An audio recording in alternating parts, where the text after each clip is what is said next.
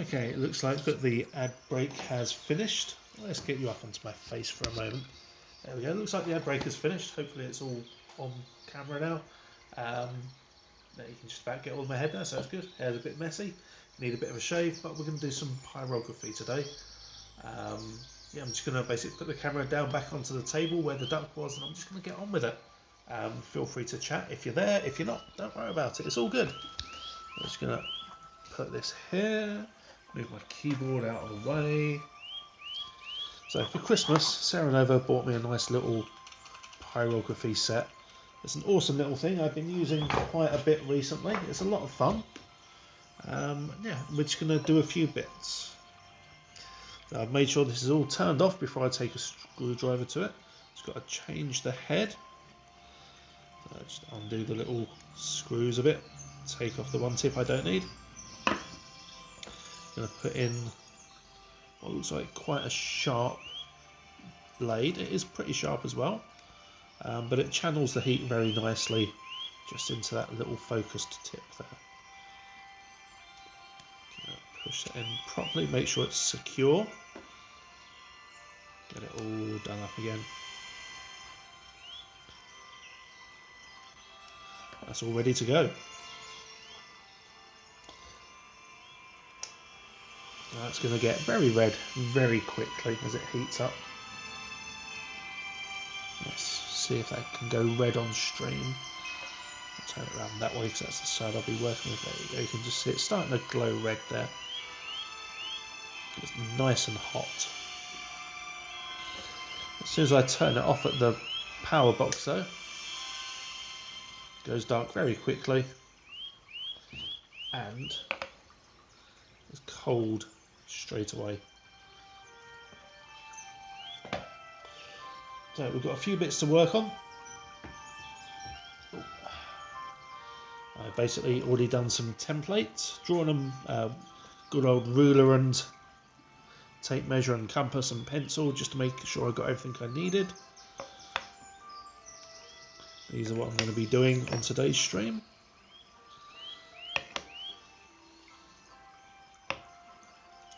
A funky little Odin one there.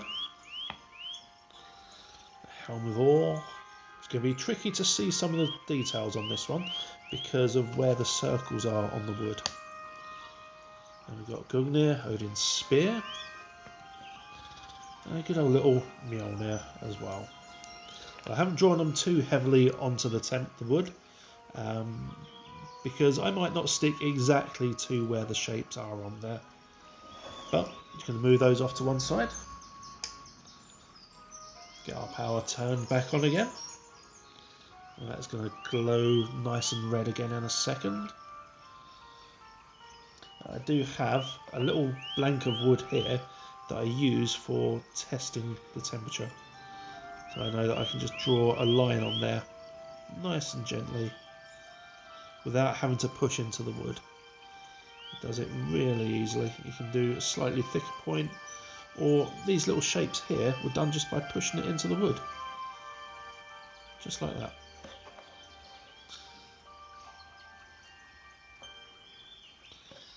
You'll see more usage of that later on because I'll be decorating a box with those shapes. Let's get this in just a little bit closer. There we go. It's about as close as I can make the camera. I'm going to keep this little wooden disc just to one side because I'll need it later. So this is red hot. If you touch it, it will hurt an awful lot. So try not to touch it, whatever you do. Some of the shapes, they've got curves. Others are lovely straight lines, like this one, the Gungnir. When you're doing something with straight lines, you can use a decent quality metal ruler as well, just to keep the lines nice and straight. Now, everything I do here is done by hand as well. You get a lot of people that do pyrography, and they do it, basically put it into a laser printer and just let the computer do all the work. And frankly, I think that's a little bit cheaty, but you know, if that's what they want to do, that's what they want to do. We'll start with Mjolnir. I didn't get the design as central on here as I wanted, but you know what, that's okay because it leaves room up there for some writing. It's a nice simple design. We've got a nice hot tip, and we're just going to trace around where I've already put some of the marks. I'm not going to push into the wood, I'm just going to very, very lightly drag that along, scoring the wood ever so gently as I go.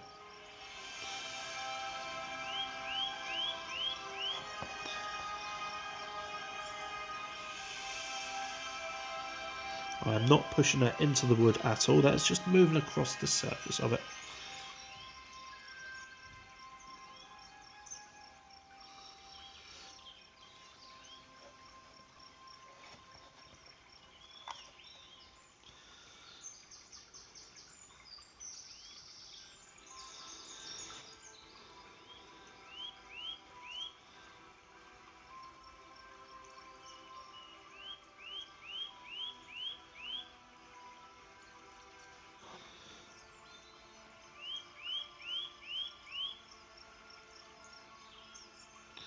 The fumes let off from the wood are very mild, so I'm not wearing a mask.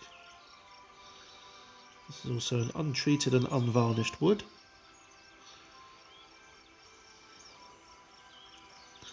So I'm getting no additional fumes kicked off from it at all. Now try and follow the straightness of the blade that you've got on the burner as well. That means you're going to get lovely straight lines that way.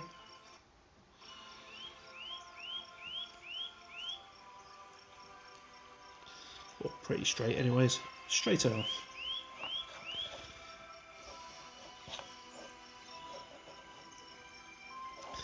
Let's do this side. I'll trace the whole design around.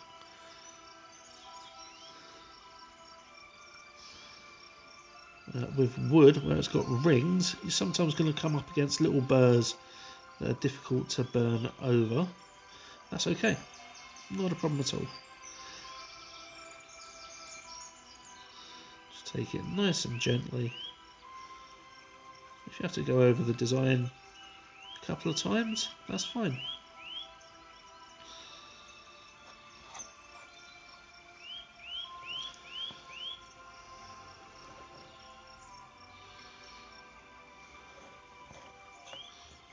You see that I'm moving this around quite a bit as well. Just try and find the right angles for myself more than anything else.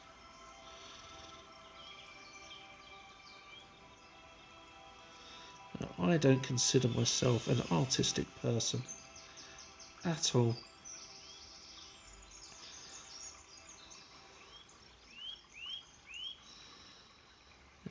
I have very limited drawing skills. I can do a stick man and that's about it, to be honest.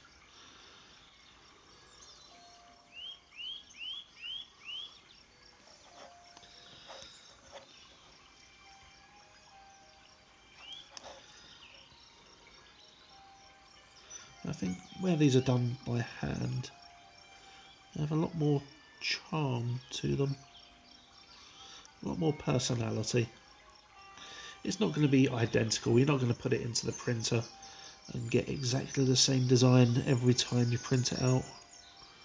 You know, I like something that's a little bit unique, a little bit rough around the edges. But if you want to do a perfect bit of pyrography, then just use the computer to do it all for you. You know, there's no shame in that at all.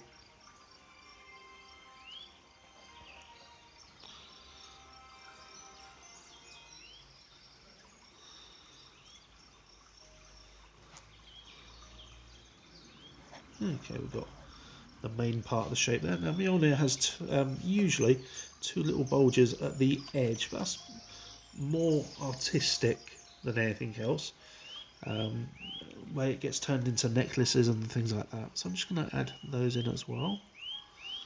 Make it a little bit larger than the head itself.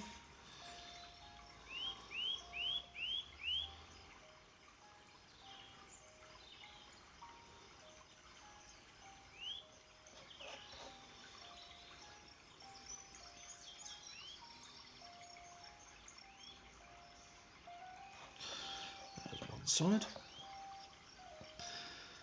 Mjolnir has pretty much everybody knows, Thor's hammer.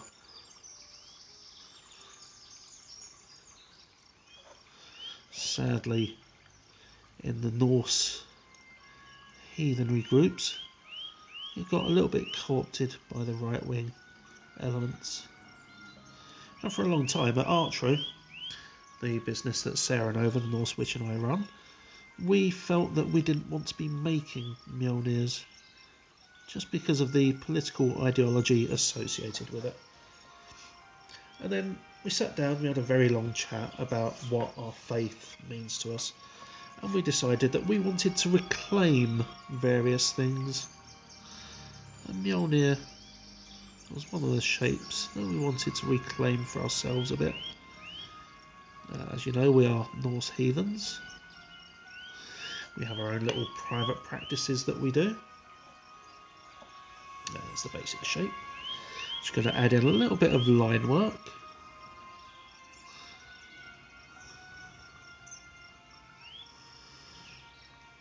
Yeah, as I said, we are Norse heathens. There's things that we do.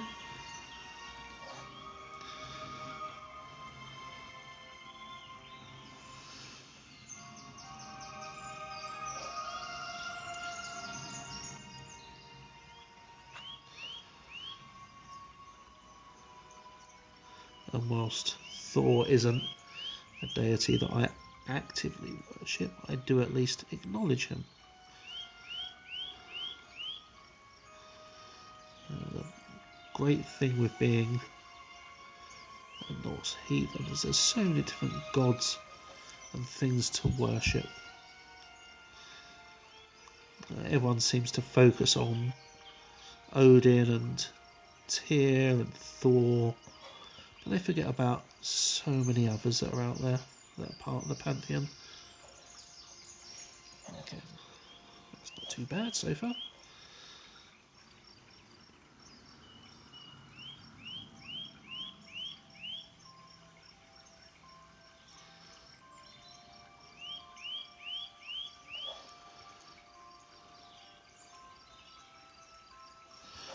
And we are hitting some of these burrs in the wood. But that's okay. Just work through that.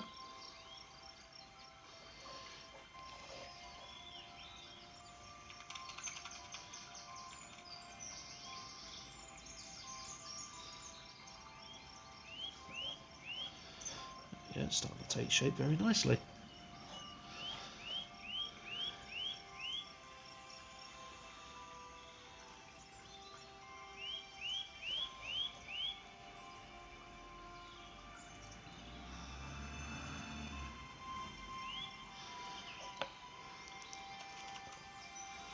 There are those in Norse heathenry that tell you only to worship one thing or the other, and if you worship something it's wrong, and well, you know, they can just go jump in the water. And they can get in the sea, as it were. We'll let Ram take them.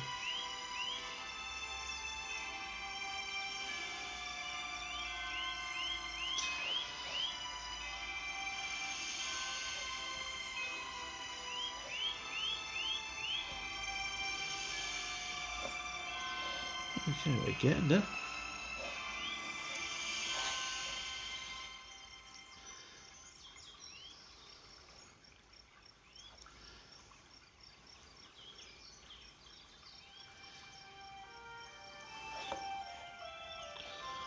Yeah, your very, very basic Mjolnir. Now I'm going to put a little sigil in there. Now the one that goes for Thor is Thurisaz, I believe.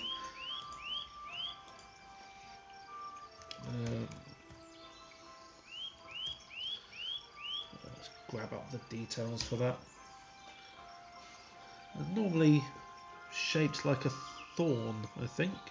Now I've presently got Tewaz written on there.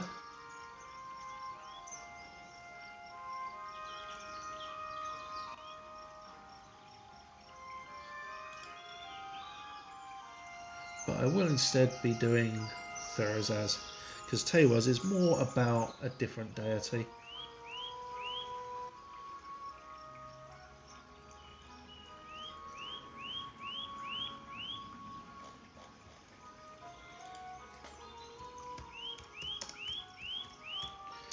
I'm just going to double check. There we go. Thor's rune is Thursaz. The Thorn. Now, Thor, everyone knows him to be a thunder god. That's not really all he is. He is also, he's more all about farming.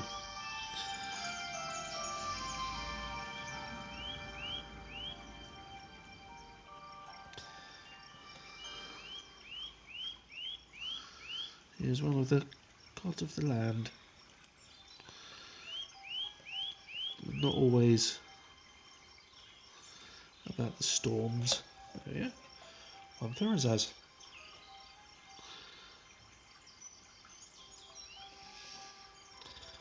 One nice little Mjolnir, nice and easily done as well, I think.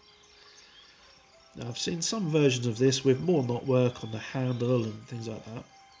So what I'm going to do is turn the heat on this down just a bit. There you go, and that's cooled right off. Let's put it up to about 500. There we go. I said about pushing the burner into the wood. You can get a nice straight line like that. You can get little arrowheads, which is the shape I'm going to go for. The little arrowheads.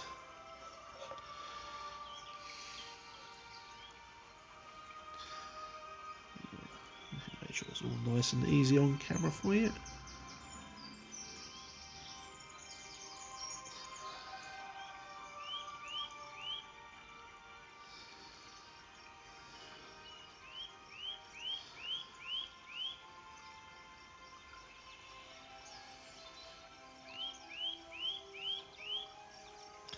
Nice little embellishment, I think. I'll do the same underneath as well.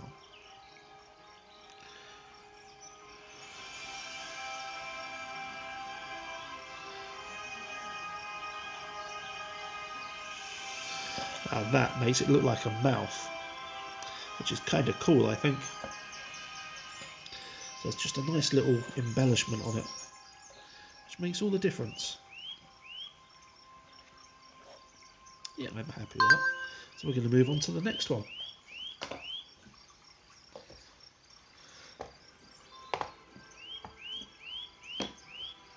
Okay, next one's going to be a super tricky and awkward one. This is the Helm of Ore. Let's get a close up on there for you. I'll turn my burner back up. I'm also probably going to use... Actually, no, I'll do it without a straight ruler. Let's do all this by hand properly, shall we? Get that heat turned up just a little bit more, because this wood is quite thick. I'm going to do this one a little bit slower, just so I can concentrate more on it.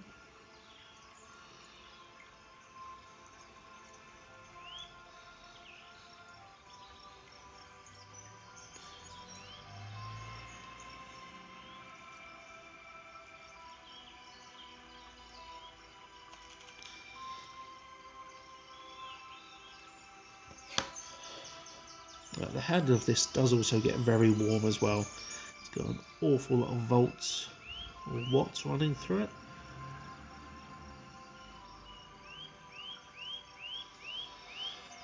Okay, that's the first of the 8 staves. Now the Helm of Ore is a Icelandic magic rune for protection. It's not Norse or Viking at all, with the exception that it's taken by social media, computer game companies, filmmakers, and kind of reappropriated. And you know what? There's nothing wrong with that. It means that the Norse faith has some really easy to spot symbols originally this was found in the Hold manuscript, Huldr, which was written in the 16th century by Christian scholars, of all people.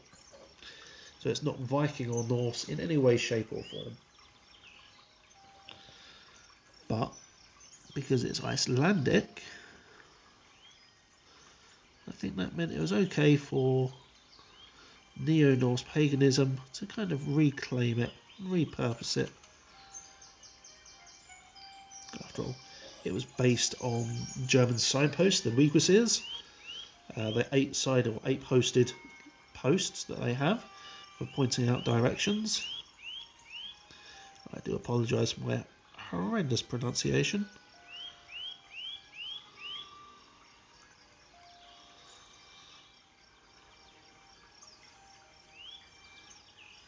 Yeah, this one was all about protection.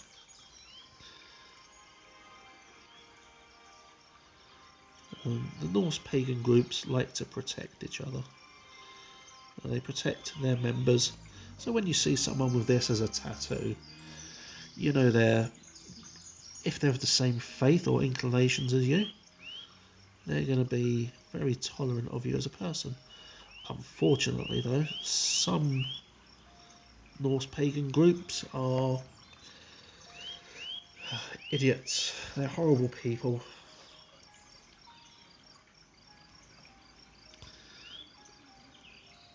They're very right-wing in their beliefs.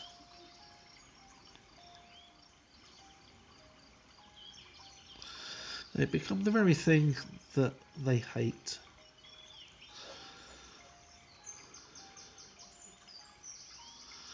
Gone is everything about fellowship and friendship and helping each other, and it all started to become a little bit about race politics.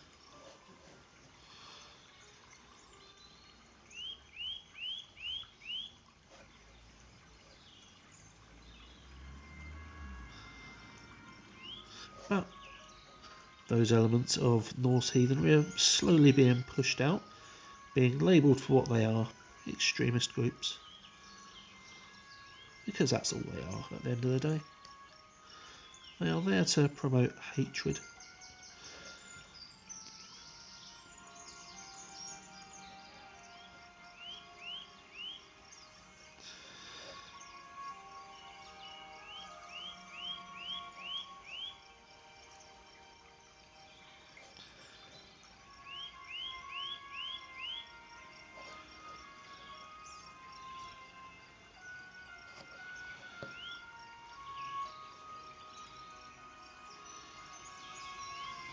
Okay, we're almost there.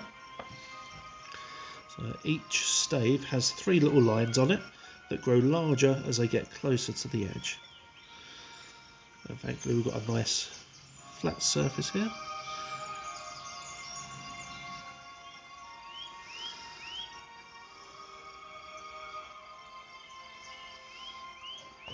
Close enough. If you do make a mistake, it doesn't matter, in all honesty.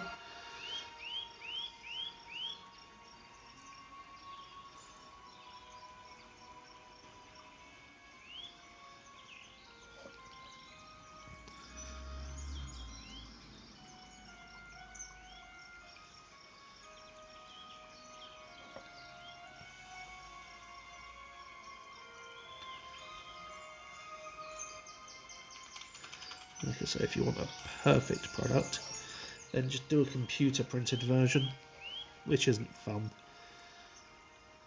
See, I like doing things like this with my hands because then I'm putting my intent into it.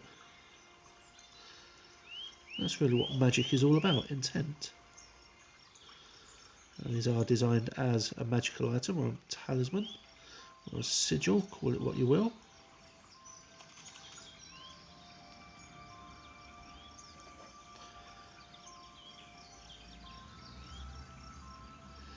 At the moment, these aren't available on our web shop. They're only going to be available at events.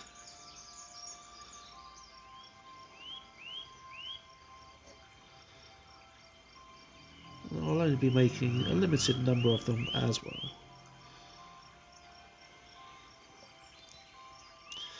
we go, the helm of ore. A nice simple shape. All about protection.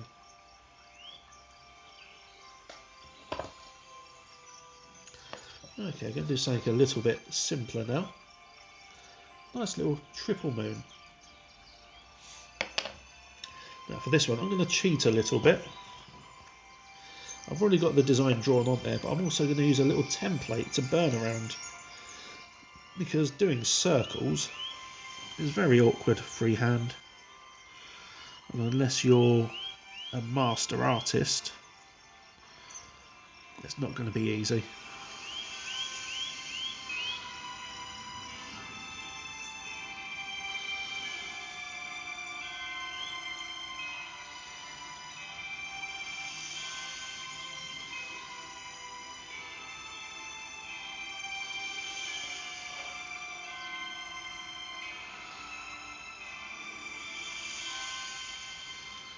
Actually, you know what? Scrap that. I'm just going to do it by hand. Let's start around here.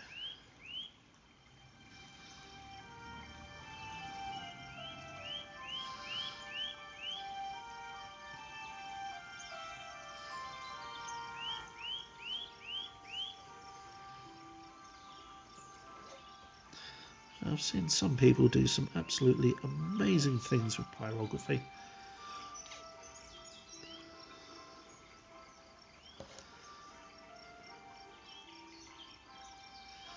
But they're all incredibly talented artists.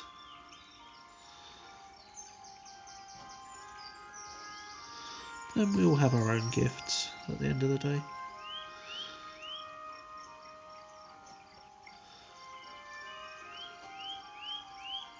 For example, I make an amazing cup of tea apparently, and I give quite good hugs.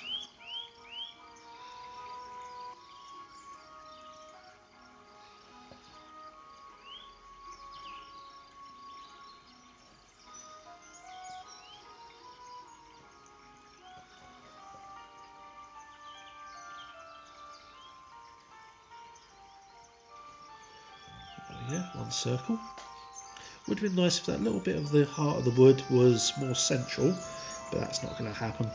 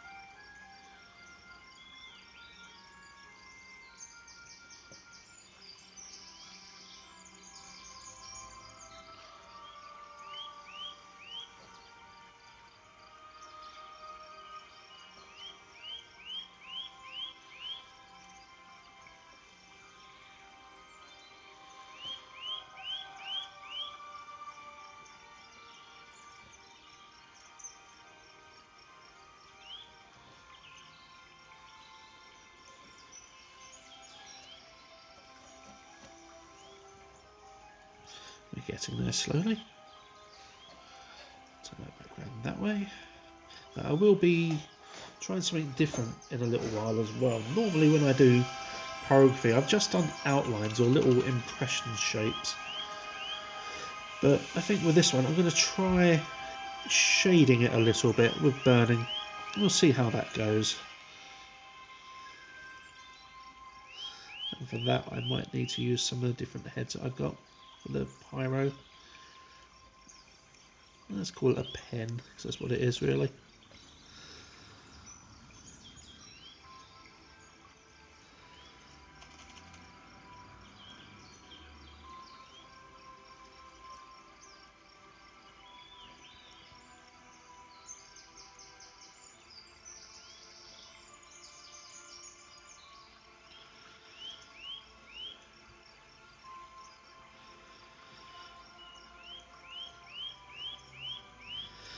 Some people, they'll buy a pyrography pen or kit like this, and they'll give it a few goes, and they expect everything to turn out perfect first time. I can tell you that will almost never happen, even to someone that's incredibly gifted and artistic. You have to learn which heads are your preferred ones. So I'm using this little pointed head, and it's my preferred one for pretty much everything so far. You've got to figure out the right temperature for each pyro pen head as well, because they'll work better at different temperatures, and they'll have different jobs as well. Right, let's try doing something a little bit different. I'm going to turn the pyrography machine off, let that cool down very quickly. I'm going to change the head on this. Just make sure it's all nice and cool. I'm not going to touch it with my fingers because I'm not that stupid. Push it into the wood. Yeah, that's fine. And use the screwdriver to remove it. And I've got a nice scalloped head here, which will put a lot of burning in a broad area. So I'm going to use that one for the next part. That's a complete trial. I don't know how it's going to go at all. And that is kind of what pyrography, when you first start, is all about. And you're going to find people that have been doing it for years, and they're not able to give advice anymore because they just do everything by nature. It's just too easy for them. Just turn that back on. I'm going to wait for that to warm up. I'm going to put this on to quite a high heat. Wait for the heat to get there. Wait for it to start glowing. Now, this one isn't a perfectly flat semicircle because of the wires on it. Okay, it's getting some heat nicely. You can see I've got some little semicircles. That's what I've done like that. Just a nice simple test for something really. So I'm going to do see if I can do some, call it burn shading, I guess. Drag that scallop across.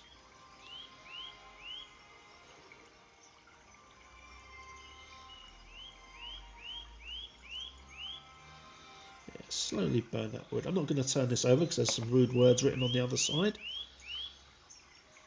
You know, I'm actually going to be happy with that. Turn it up a little bit more. Different woods will also have different burn rates.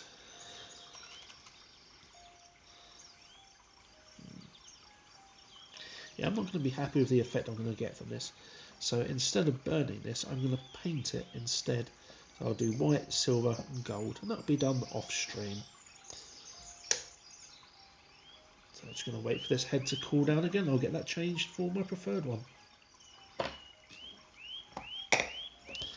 But these are the bits I've done so far.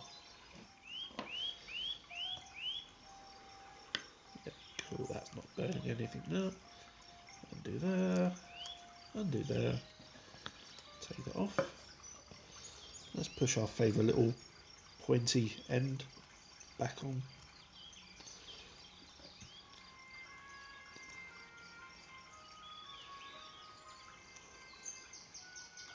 There we go.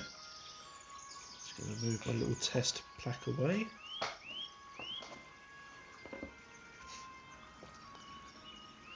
Next up we've got the Web of the Weird,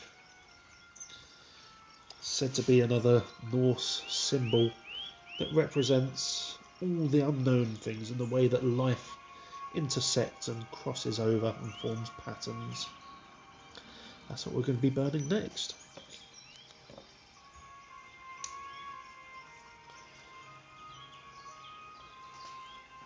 Just going to wait for my burner to get up to temperature, which doesn't take long at all.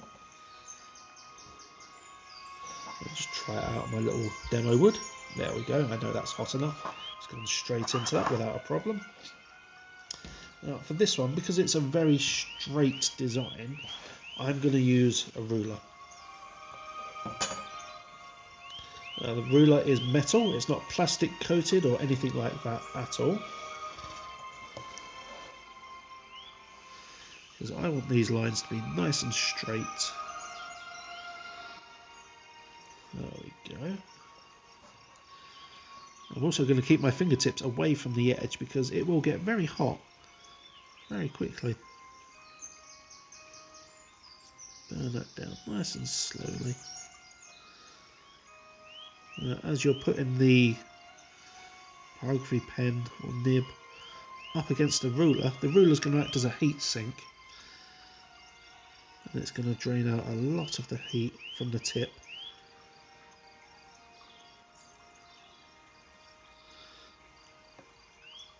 It's tempting just to turn the burner up, but then you start getting more burn marks on the wood. And that's not always the right approach to take. With pyrography, never try to do things quickly. Don't try to cut corners.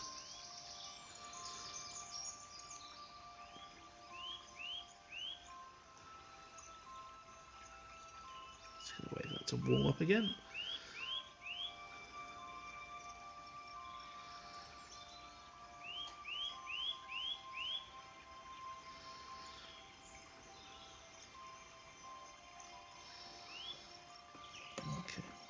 That's come out quite nicely. Can do exactly the same on the next two lines.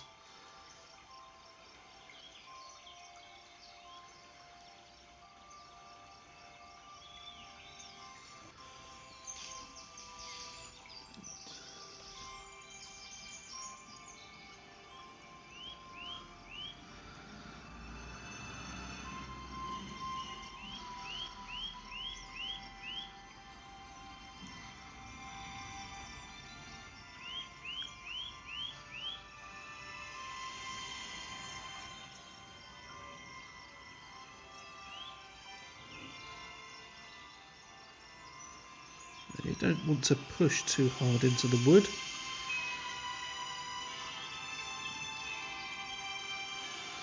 Because the burner will just eat into the wood massively.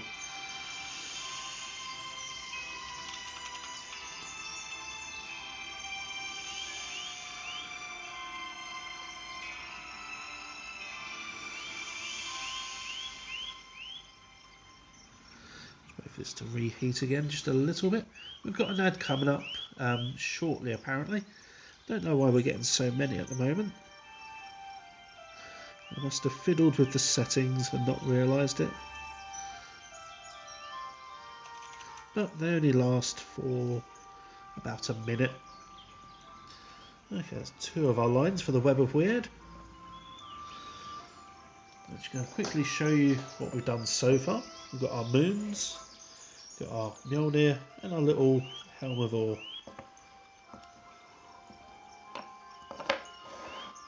Have those in the background there. They look kind of cool.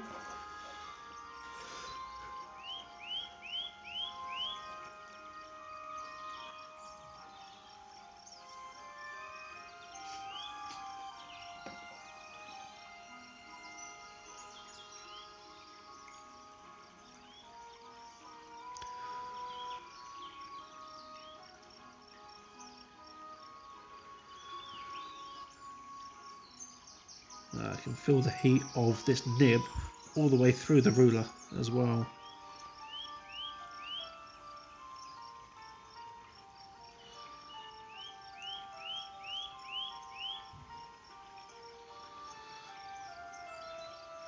So the ruler does act as a bit of a heat sink, so I have to keep taking the nib away from the wood.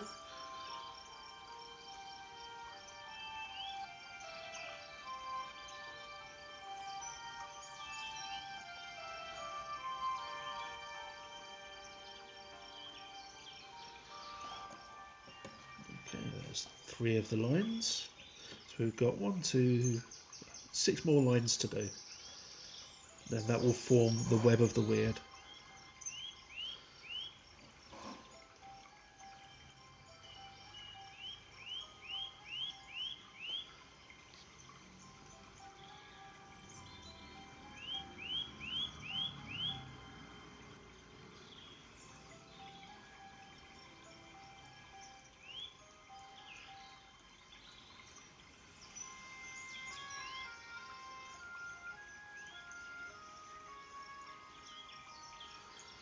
I won't be using a ruler for all of these designs, just for ones that need very precise straight lines.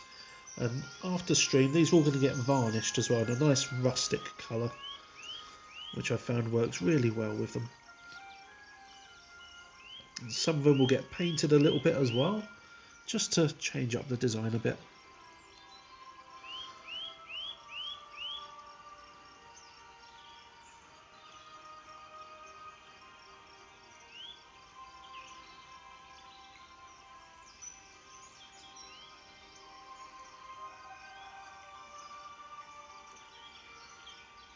Just a little bit more there. Okay.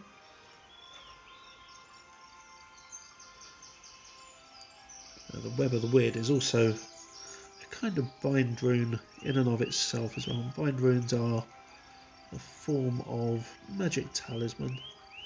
That's when you put 2 or more runes together to create, in essence, a spell.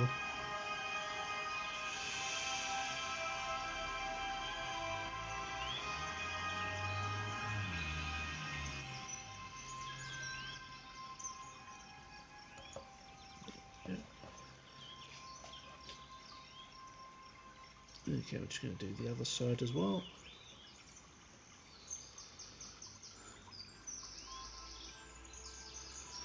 There's a lot of controversy as to whether bind runes are actually Norse. They certainly use the Norse alphabet.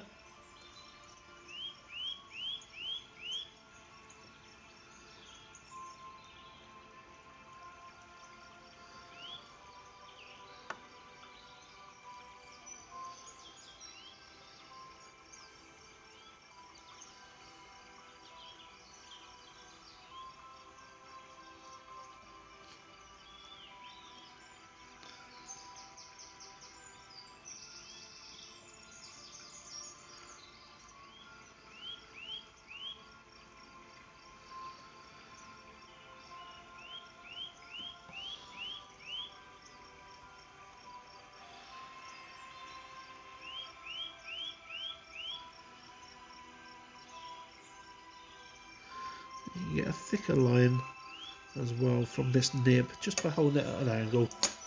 I'll show you on here. I'll show you on one of our bits of balsa wood. So you've got a nice, simple, straight, thin line like that. But if you hold it at a slight angle,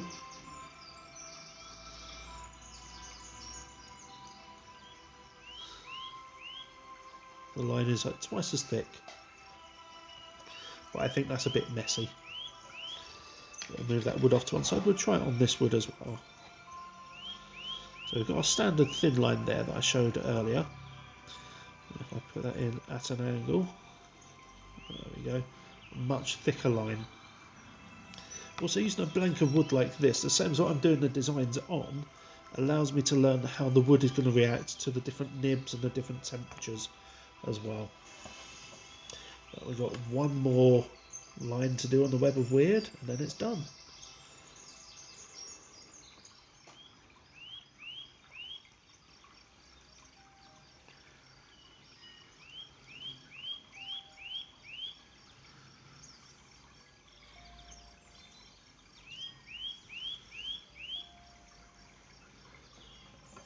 There we go, one web of weird. Very nice design. See, if I'd have done that by hand, it would have been quite a lot sloppier, and I wouldn't have been happy with it. I just need to finish it off just a little bit, just at the bottom there. There we go. That joins the designs that we've done so far. So those are the ones we've done. These can all be used as coasters or on your altar, or you can put a little chain on the back of it and hang it on your wall as a decoration. If you happen to be into live action roleplay, you can even use it as part of your kit for that. Kitten costume. Okay, we've got another shape here. This is Valknut. Again, another symbol associated with Norse heathenry that's been reappropriated by Norse heathens. It means a few different things to a few different people. But again, it's one of those signs that was also misappropriated by the extreme right as well.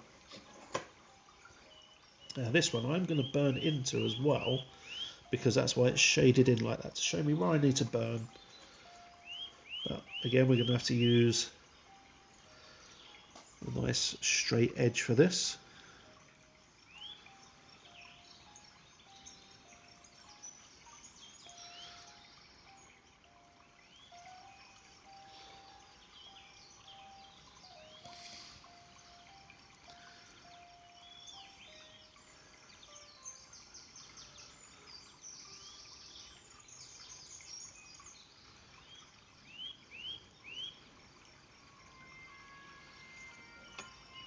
So I want a really solid straight shape here.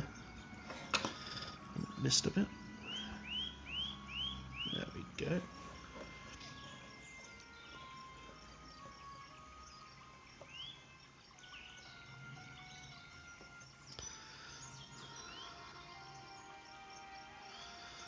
There are some people that associate this symbol with Odin, others with the Valkyries. I think that's kind of where it gets its name from, the Valknut. But it's quite a controversial shape within Norse heathenry.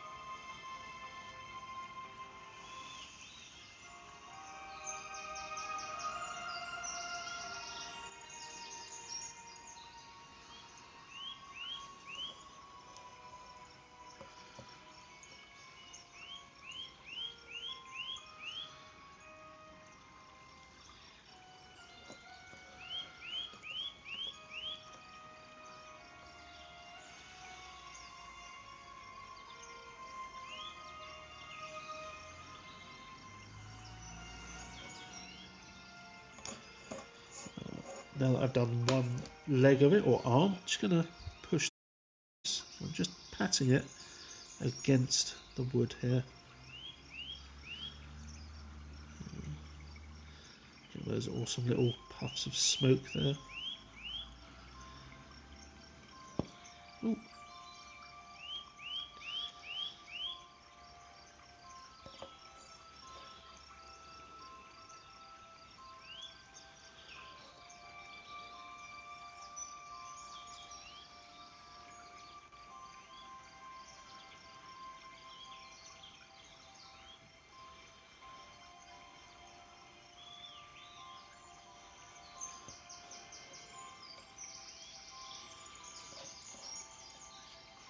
There we go. Just going to repeat that all the way around.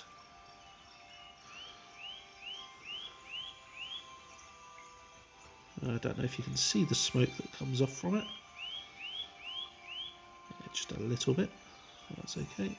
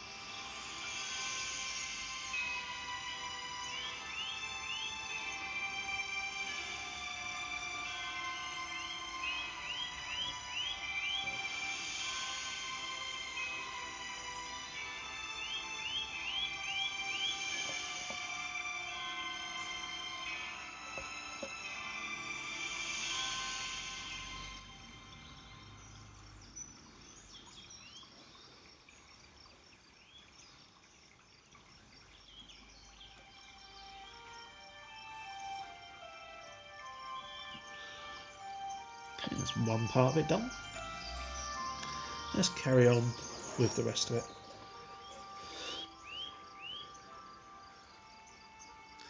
You might be wondering why I do the outline and then fill it in, because it makes it a lot easier to know where to fill in.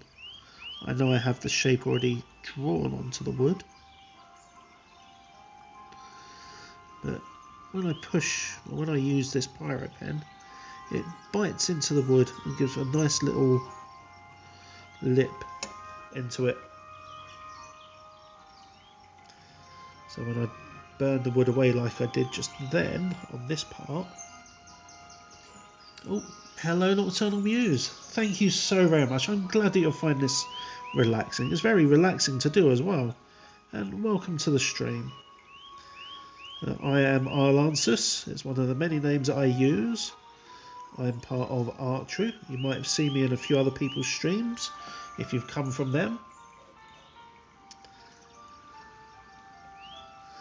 I'm not a variety streamer or anything like that. I sometimes do resin, and my wife and I will sometimes do unboxing videos of a thing called Witch Casket,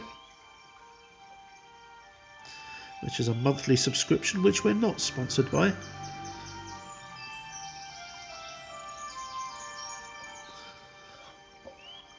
You can see we've got some of the resin on the wood as well, which is marked on the ruler, so I'll need to give that a little wipe off at some point. I hear you with the coffee. I have mine just here.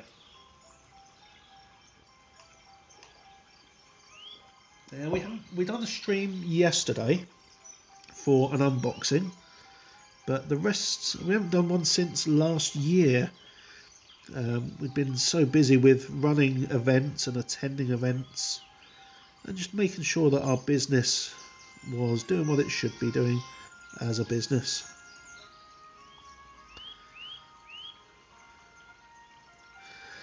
And at the end of the day, I make these things to sell, and we attend lots of different pagan events around the UK. Now, we're based in southeast London. That's where we hold our own event as well. I'm just going to burn into this one as well.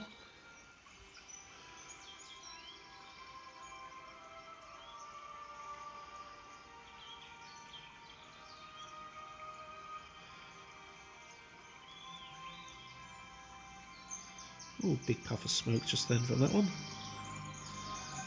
There's some of the resin in the wood still.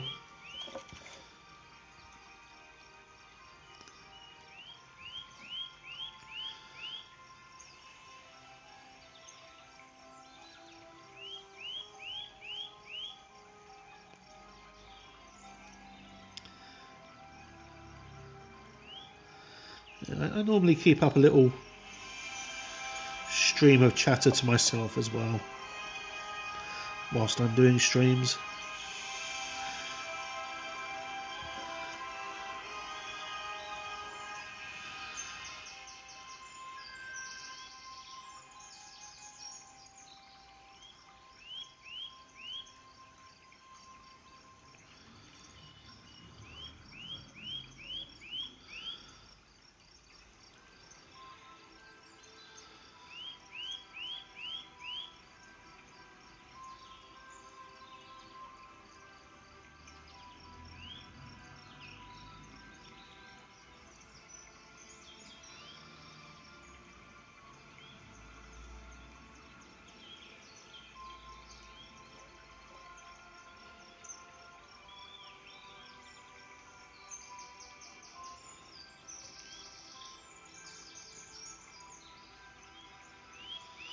Okay, that's two.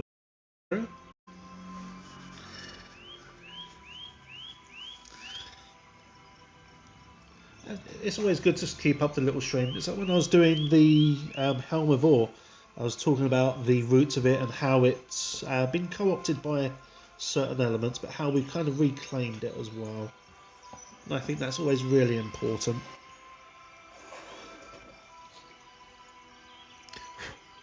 We always try to be as welcoming as possible as well.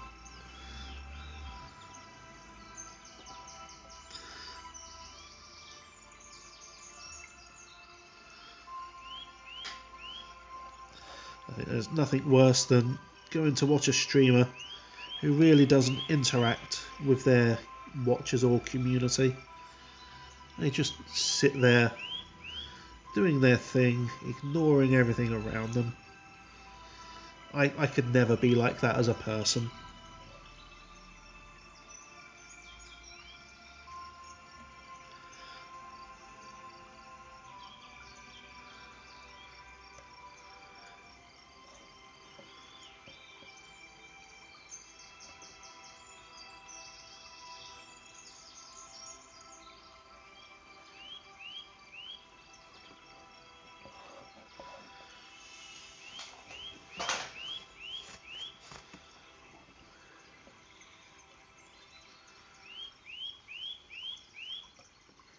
So yeah, the Valknut. Said to be a symbol for Odin. It was only ever found on 1 or 2 carvings in Norway. And even then it might have not have been from the what we know as the Viking Age, which is a total misnomer because Viking was a line of work and not an age or anything at all. It was something that the Norse people done to survive.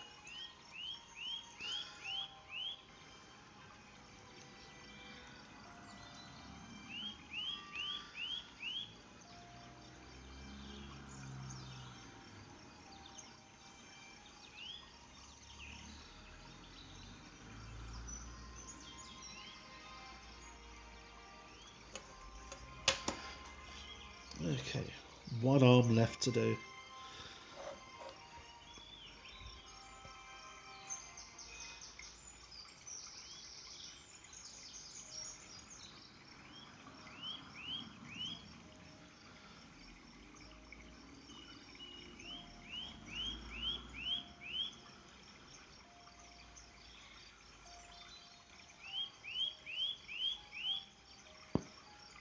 Nice little spark of flame there. There we go.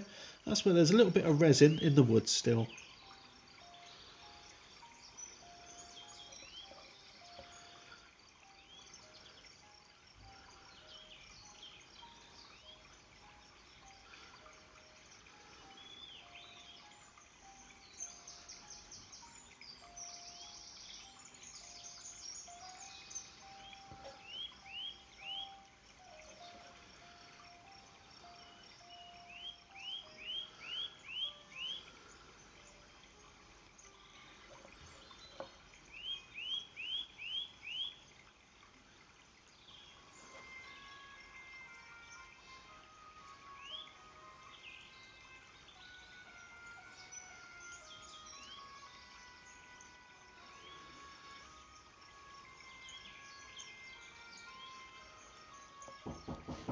One moment, stream. Ooh.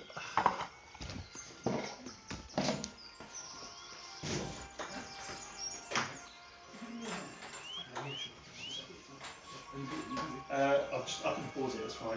Yep.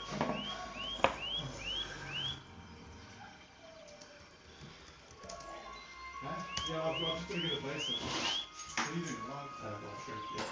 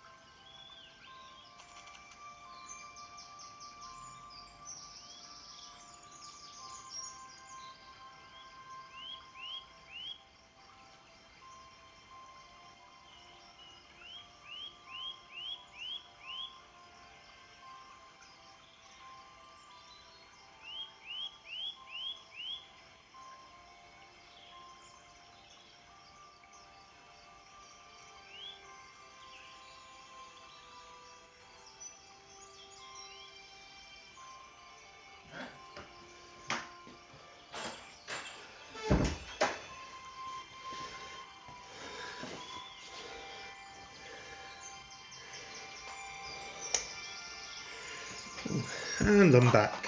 Ooh. Just needed to help the building manager with something.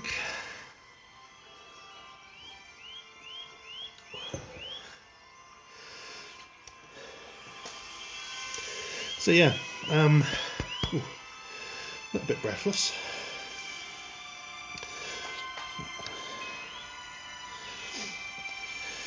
Very definitely. So yeah, with this wood it has resin in it, and if you push really hard into it, the burner will just push all the way through. Every now and then though, there are little pockets of resin that will catch light. It's all very rare or random as to where it is. So I'll cover up some of the words I've got on here, they're naughty words. But if you push very gently, you can also turn the heat on it right down for a lighter burn. But yeah, so you just have to be very careful. That's why I do the outline as well, because the outline then gives me a kind of natural buffer.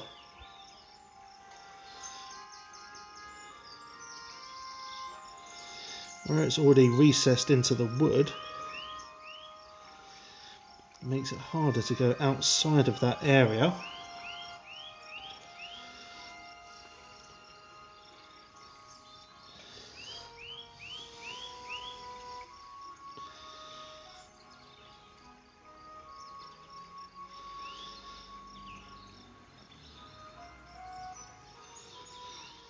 There we go. So we've got a few little divots and burn-ins on this, which is absolutely fine. That shows that it's been done by hand rather than by machine, because you get so many pyrographers these days claiming everything is handmade or hand done. What they mean though is it's hand finished. It's not been done by hand at all. Let's do Odin's Spear Gungnir next.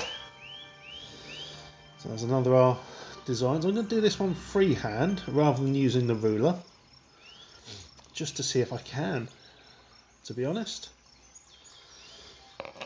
Actually, you know what, I'm going to use a ruler for it. A bit of a scaredy cat, because it is again very straight lines.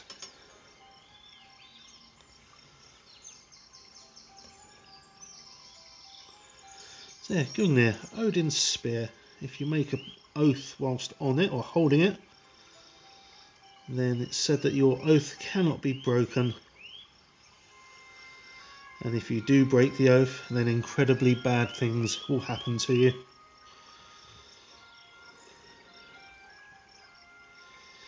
Which, to be honest, is entirely fair.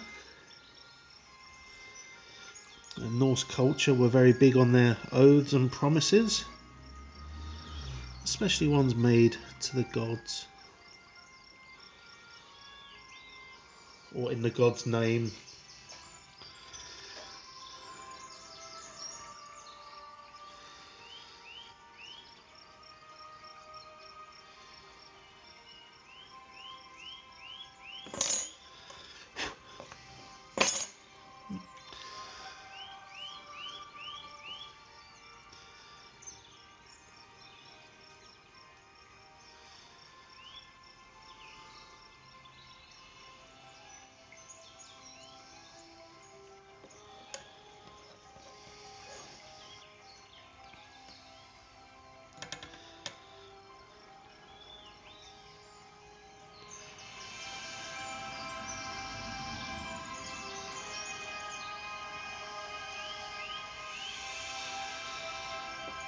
There's a little pocket of resin in there, so I've got to be careful of that.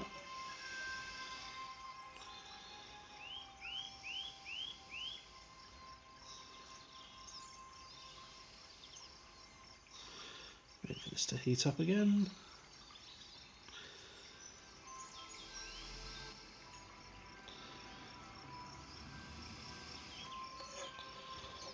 That's it.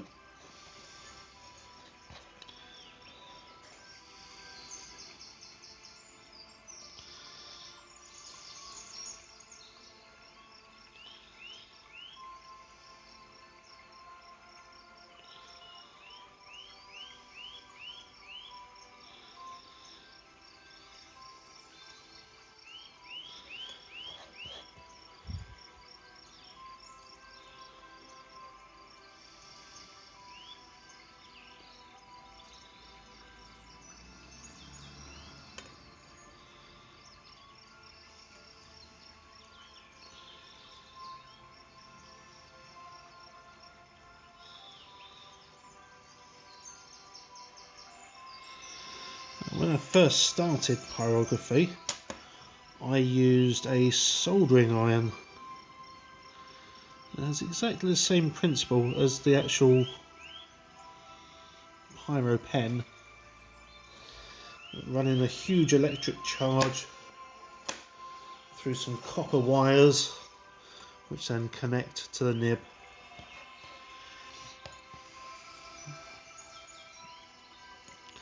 That's the electric charge that gives it the heat.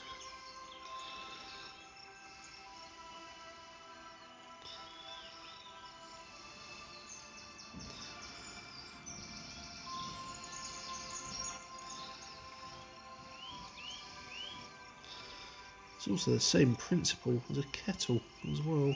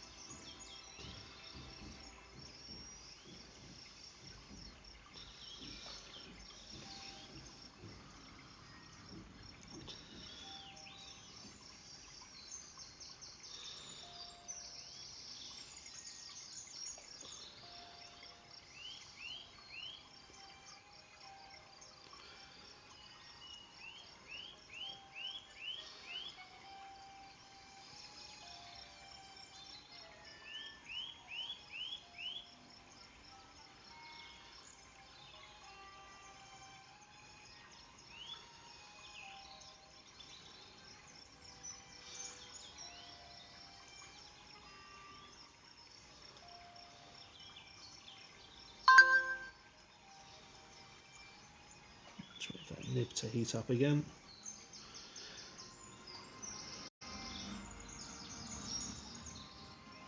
Okay, almost there.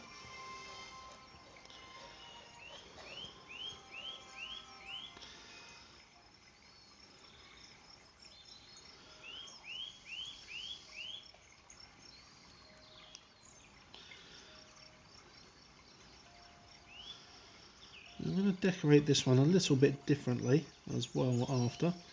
I'll change the head to one that leaves little dots.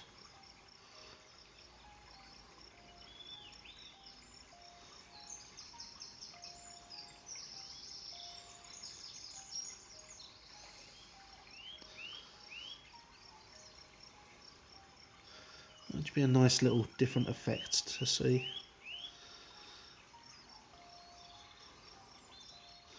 Wait for that nib to heat up again.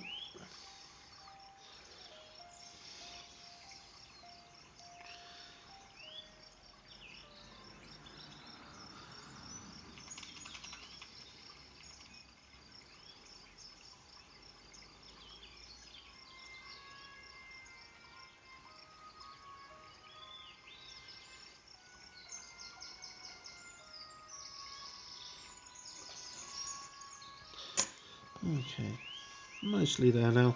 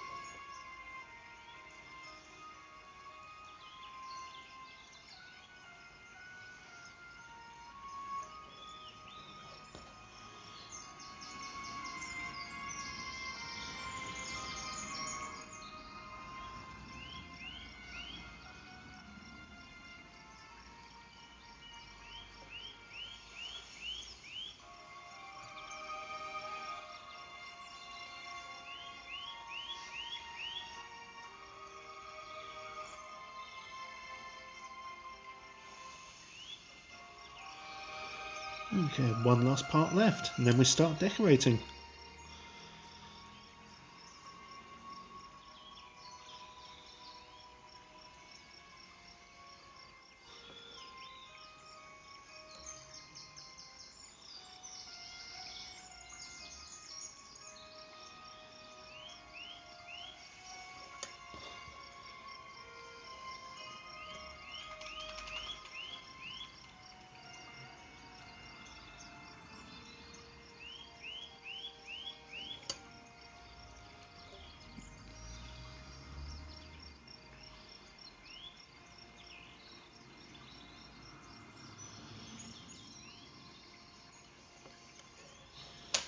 Okay, Gungnir, Odin's Spear.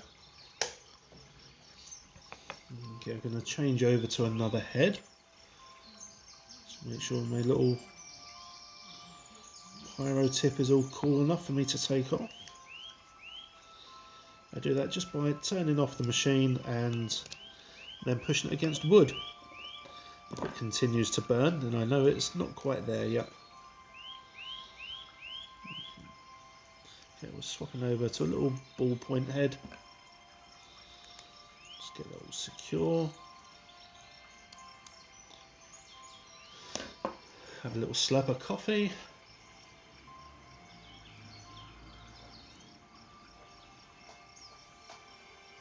Which had unfortunately gone cold. Okay, I'm going to turn this back on.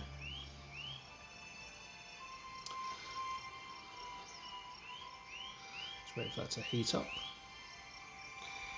Now, the ball itself probably won't go red hot, but when you push it into wood, it leaves just a nice little dot. Can also be good for drawing in lines with, or doing gradiated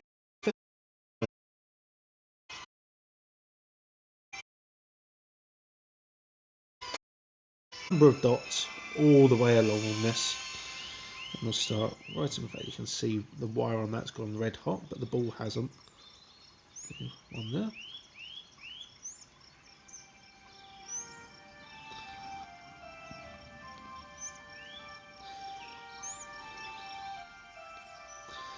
This sometimes lets out a little squeak noise as well when you push it against the wood. And because of the music we've got playing in the background, you won't be able to hear that, unfortunately. But if you've ever had guinea pigs as a pet, it's the same kind of weak, squeaky noise that they do.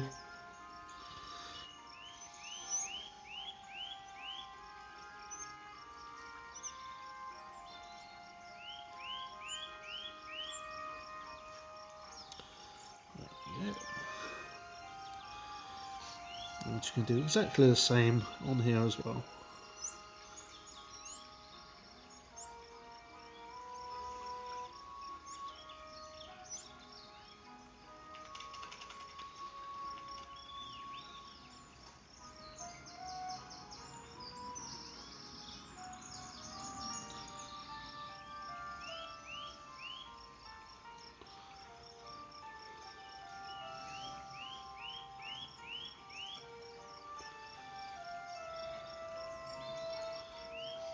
Okay, should I do dots on the square part, or should I burn that to a solid colour, do you think?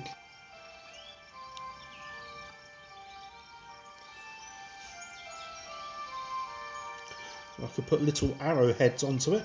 I think that would be quite cool.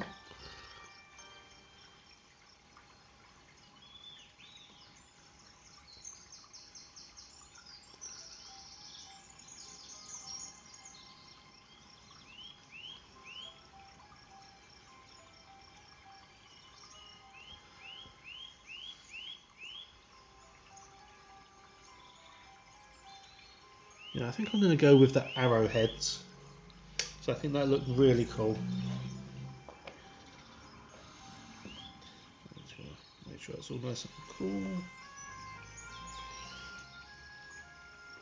So,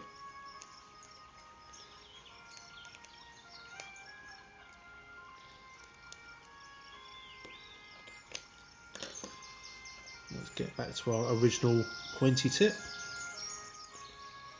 The one I prefer using over all the others.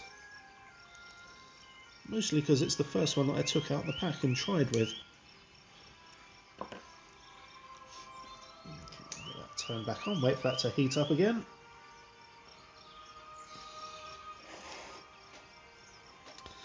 Okay.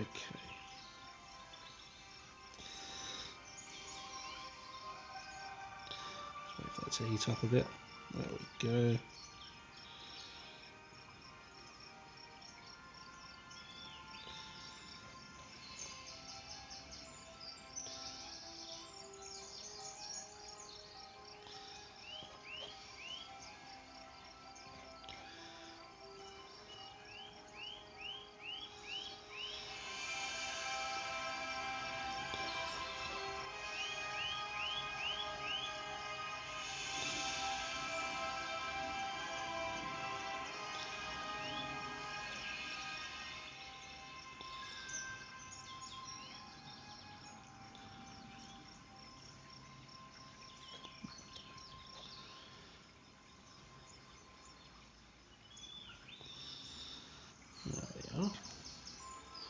one Gungnir. I think that looks kind of cool. So yeah, this is what we've done so far. We've got Gungnir, Valknut, Aegis Helmer, or the Helm of Ore, good old Triple Moon, the Web of the Weird, and Mjolnir.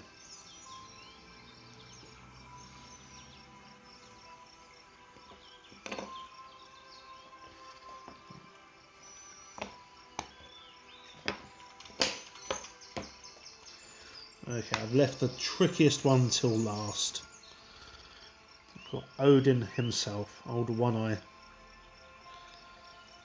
Now, this one's comprised of lots of straight lines, but I'm going to do it by hand, not by ruler.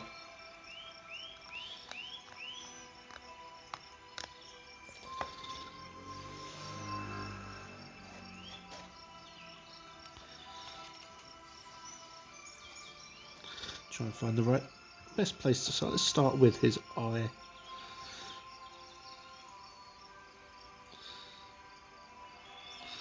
Odin very famously gave One Eye so that he could learn the runes, which is a bit silly of him, to be honest, because the runes are considered feminine magic.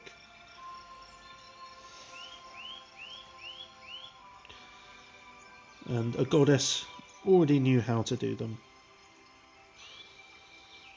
but she wouldn't teach him.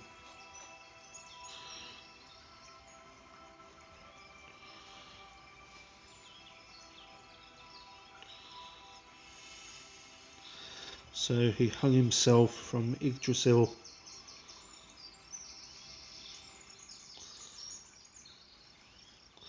and sacrificed an eye in order to learn the mysteries. I'm just going to burn out one of his eyes completely and leave a nice empty socket there.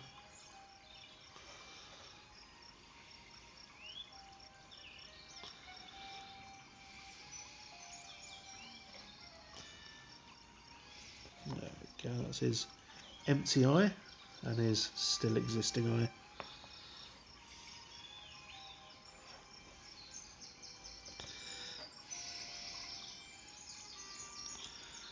Some people call him the king of the Norse gods, which is not at all true.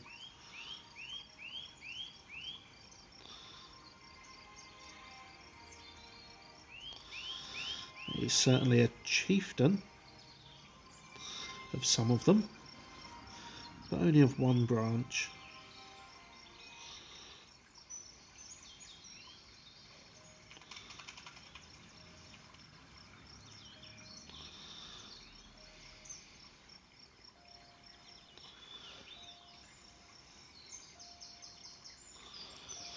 There's his nose.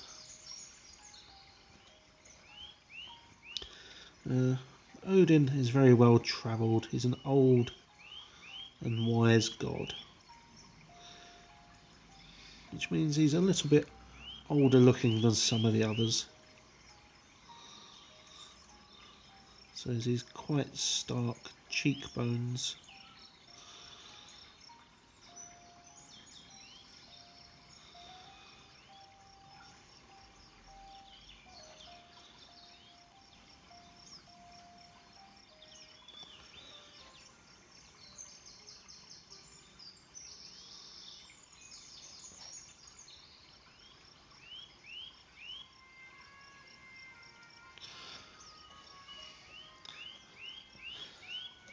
Cheekbone on the other side is said to be ruined and scarred, so I'm going to draw that a little bit differently.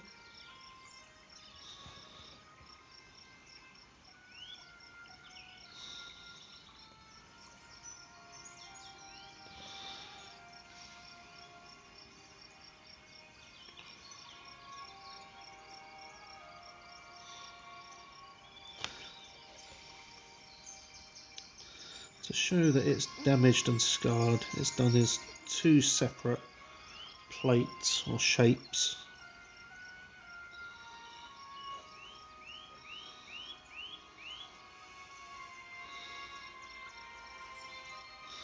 Then that bit there just helps represent the scarring from where his eye was plucked out.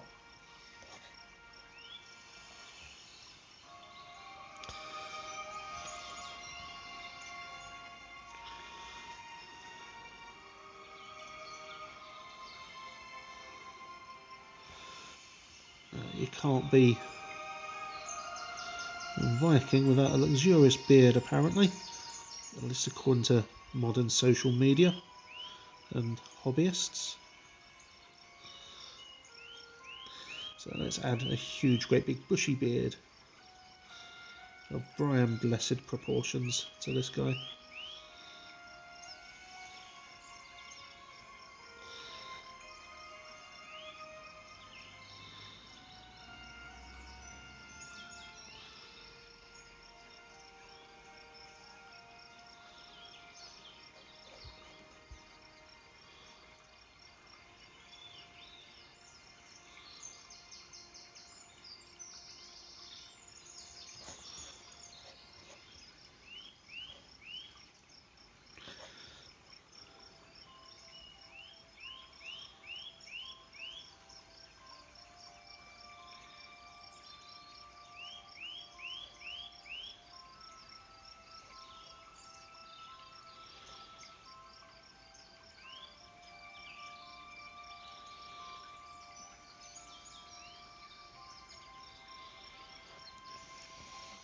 We're getting there. Add in some of his hairline as well.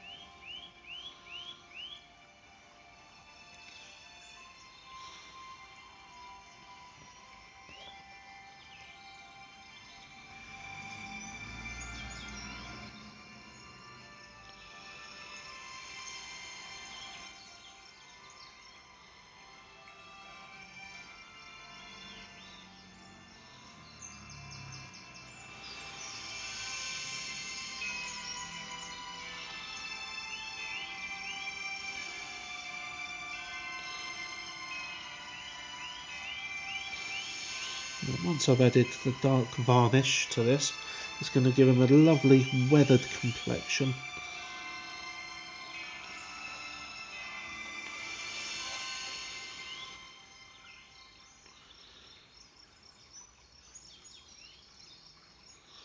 Which I think is very fitting for him.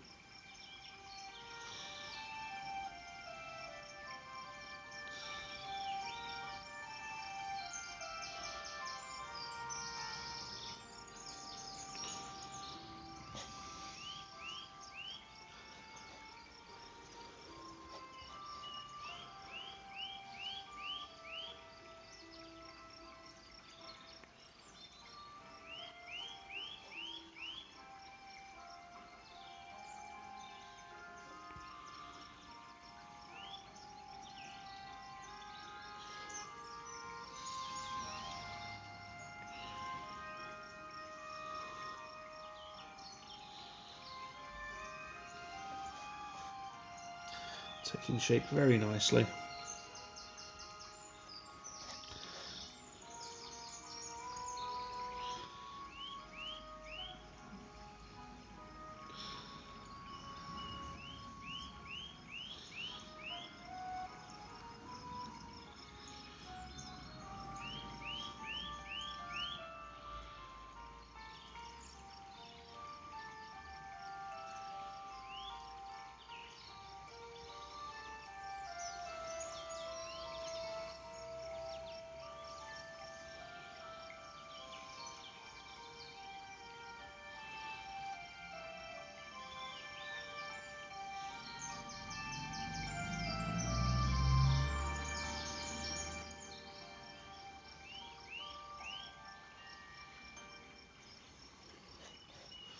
He's got his moustache left to do.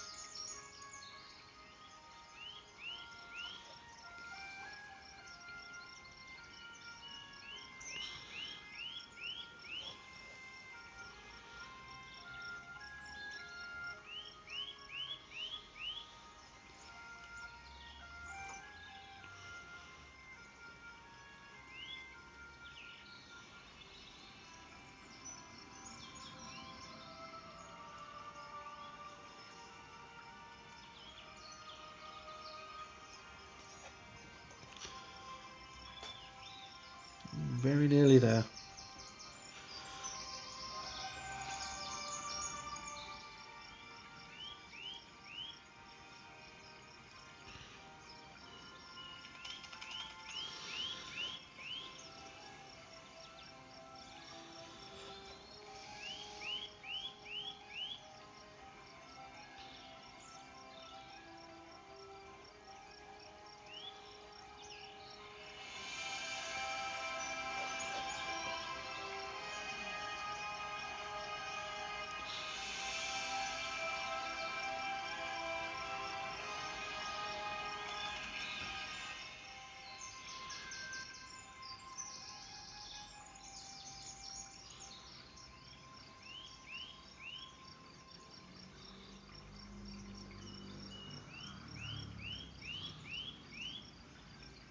Sometimes I'm using just the tip of this, and sometimes I'm using the edge of it, depending on what really comes in contact with the wood at the time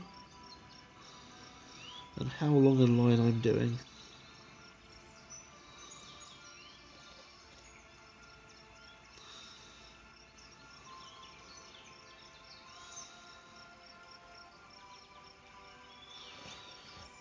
Okay, we've just got the final part of his chin beard to do, and then Odin is done.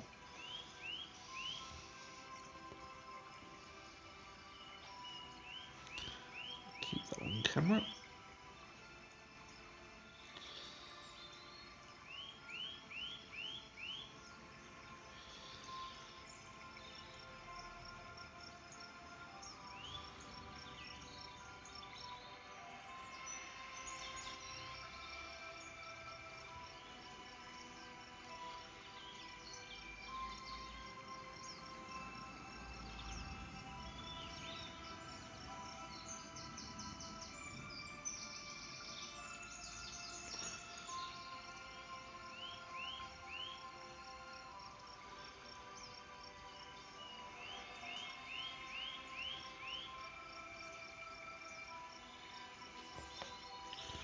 Oh yeah, Odin, chief of one part of the Norse pantheon. Old One Eye.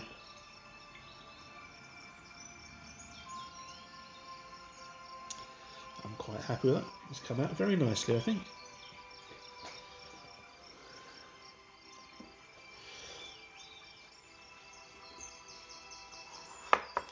Okay, going to do something a little bit different from those coasters.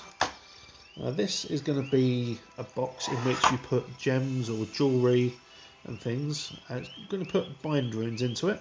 I've already drawn in where they're going to go very roughly. So we're just going to etch those in quite carefully. And then off stream it's going to get varnished, and you'll be able to see what that looks like another day. I'm just going to do these bind runes one at a time. There's 10 different bind runes on here. Everything from grace through to courage and love and self-love, all sorts.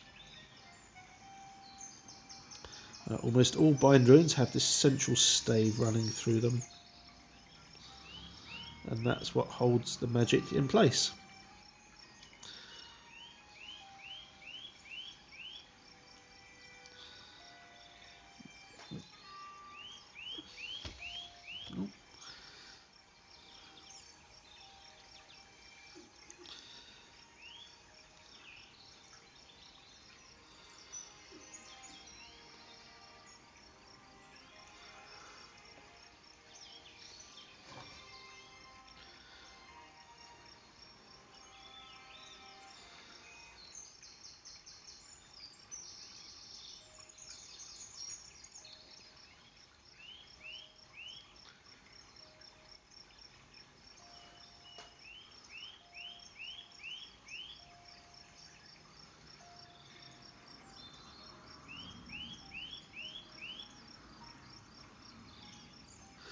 This is made from a much thinner wood, so it burns a lot easier as well, and it's a lot easier to move through. It's like a knife through butter, it really is. It's made from the same wood as these little discs are made, and I can just cut through that without a problem. So you have to be really careful when pushing on this wood, so as not to damage it and go all the way through.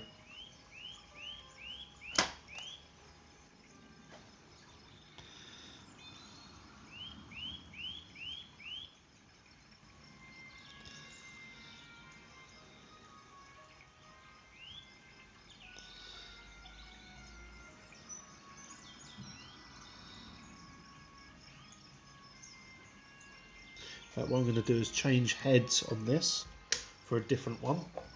I think will do the job better.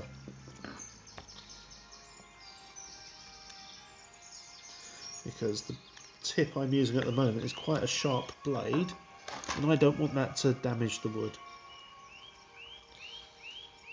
I mean, the wood's getting burned anyways, but yeah, you know what I mean.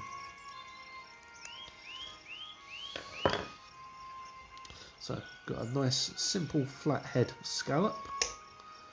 Just going to wait for that to warm up. That'll all go nice and red very quickly. Just give it a little test on here. Yeah, that's better.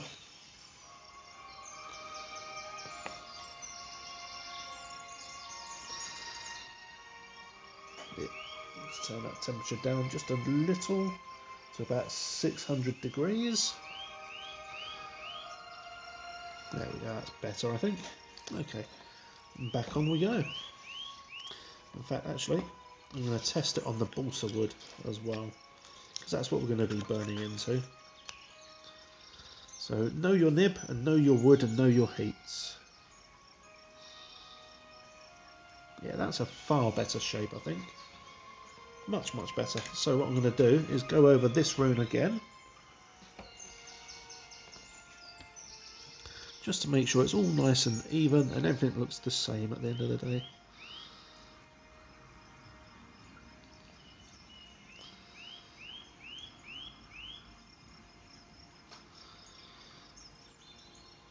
Turn that down just a little bit more.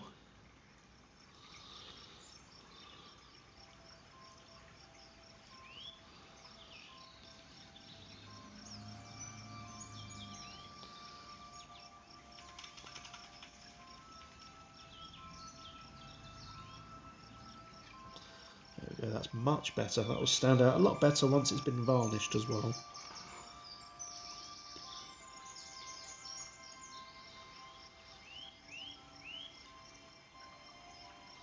So remember, you're not pushing into the wood, you're just pushing it over the wood.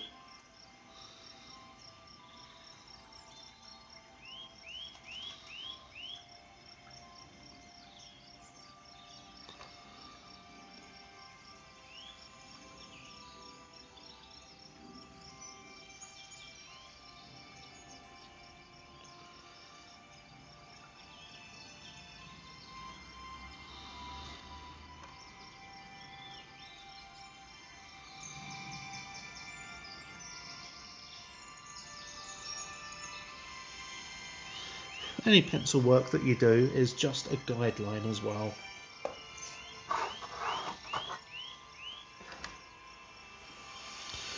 That's there just to give you an idea as to where you should really be burning.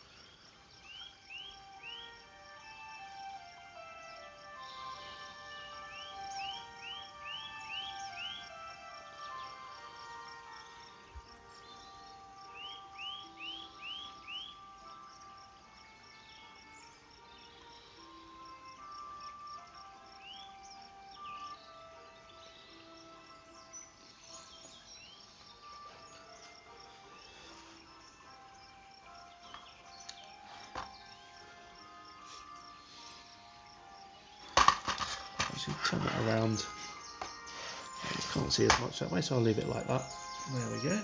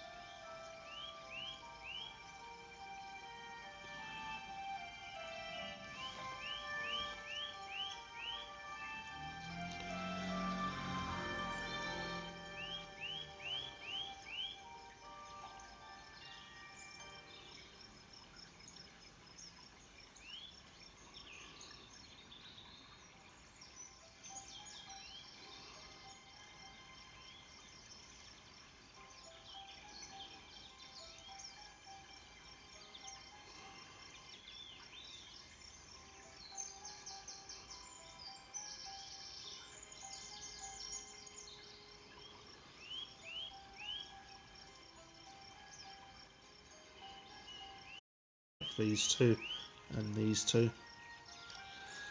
You have to be very careful when you're doing them to pay attention to where you've put your template lines.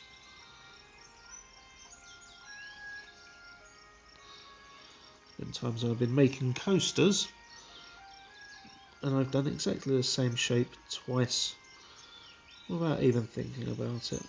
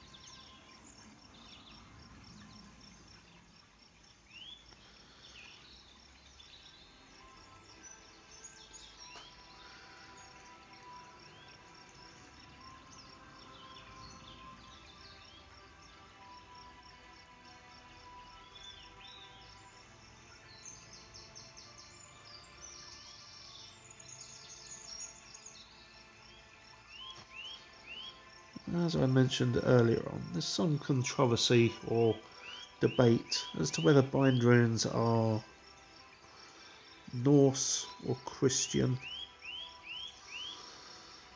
in their origin. There's certainly a number that were found in Norse burial sites. That symbol that we all know for the Bluetooth phones these days. That was a bind rune, and it's very much found in its proper context for how it was meant.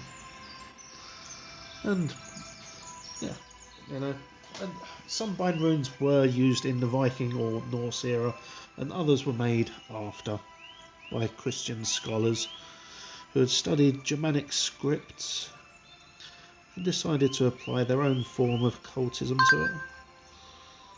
As people forget that Christianity has a rather thriving form of magic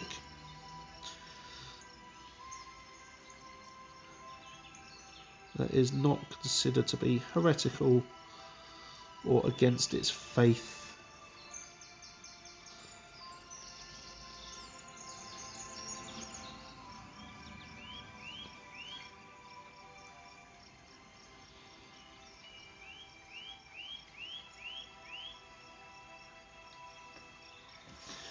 We've got one last bind rune to do.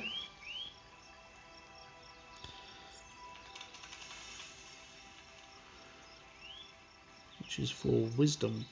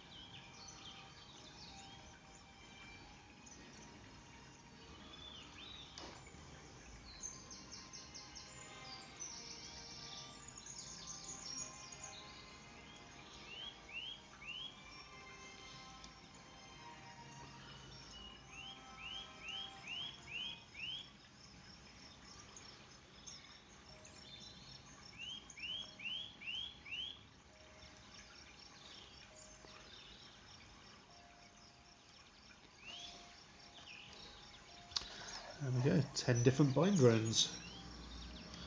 Just going to close the lid on there. I'm going to do something else on the lid.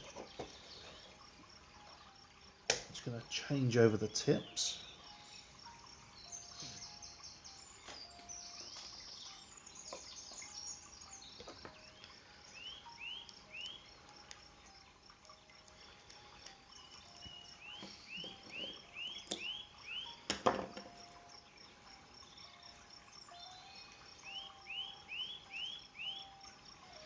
Let's go back to our good old favourite, the little spiky one, my favourite one out of all of them. Now on another version of this I've done scalloped edges with the large semicircle, but I thought today I'd do little arrowheads. So yeah, that's what we've got so far. Now I'm just going to quickly go through some of the other pieces as well we've done. So we have old One Eye, Odin himself. Mjolnir with the Thurisaz rune for Thor. We have the Web of Weird. The Valknut. The good old Triple Moon. Gungnir. And the Helm of Ore. And we're just finishing up decorating the box now.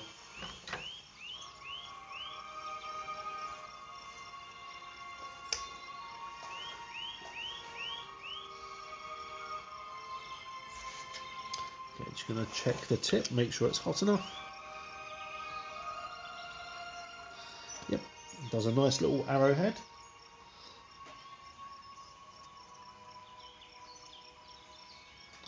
That works perfectly. Now I'm just going to do some arrowhead embellishments on this. Just in a few places, not too many.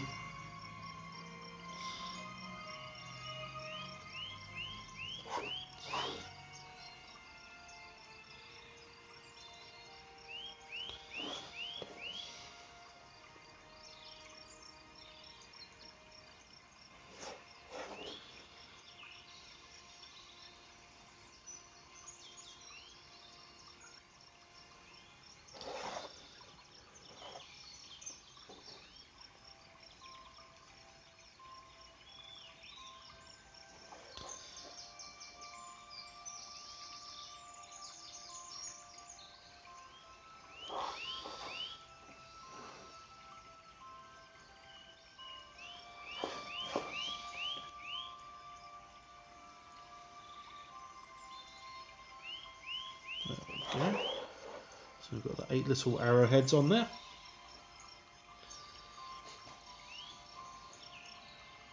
I might do corresponding ones on the edges as well.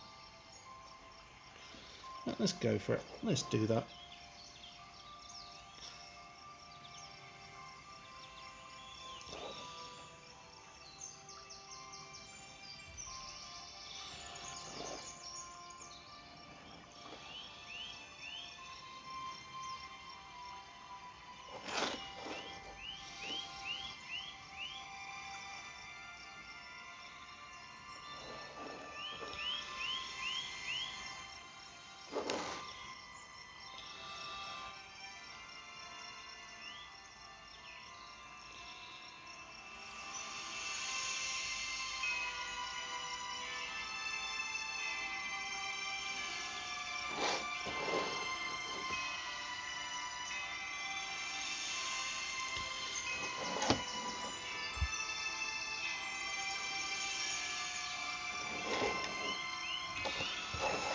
Okay, there we go. I think that looks kind of cool.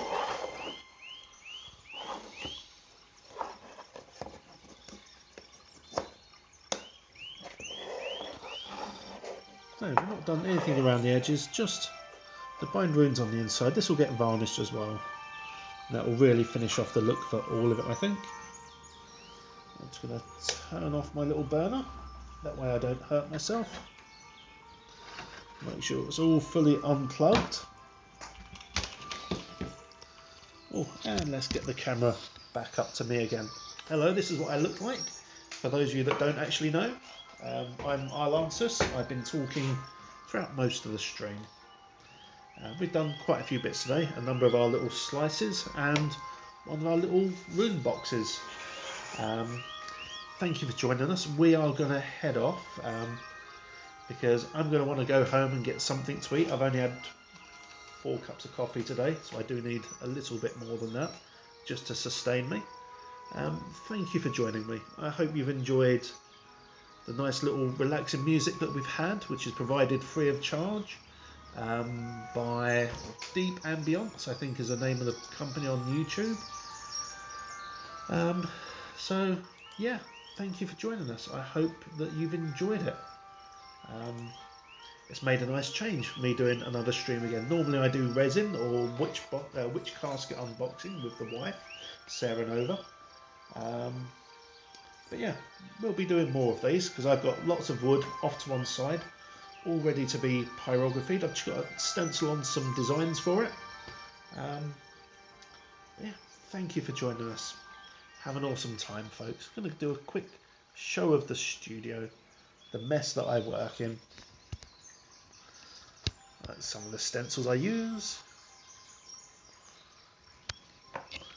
Our incredibly messy shelves.